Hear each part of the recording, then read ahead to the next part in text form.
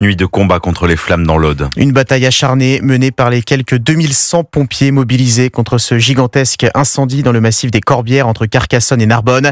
Il continue de progresser ce matin, même s'il perd en intensité. Plus de 16 000 hectares de végétation partis en fumée, un mort, 13 blessés, dont 11 soldats du feu. Une catastrophe d'une ampleur inédite, selon le Premier ministre François Bayrou, arrivé sur place hier.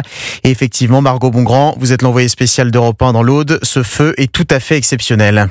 C'est tout simplement le plus grand feu de forêt que la France ait connu depuis 1949, une première dans l'Aude. Des feux, il y en a déjà eu parce que bon, ça arrive, mais comme ça, non, jamais. Les habitants, comme Anne, ont été pris de court. Bon, au début, on n'a pas réalisé, on le regardait. Et puis bon, quand on l'a vu quand même avancer, qu'on nous a appelés pour qu'on évacue, j'ai compris que c'était grave. L'incendie est inédit par son ampleur, mais aussi sa propagation extrêmement rapide. C'est ce qui a le plus marqué le colonel Christophe Mani du SDIS de l'Aude. Moi, j'ai été particulièrement impressionné par la vitesse où il a été, avec une réactivité exceptionnelle, une vitesse de superficie brûlée à 1000 hectares par heure.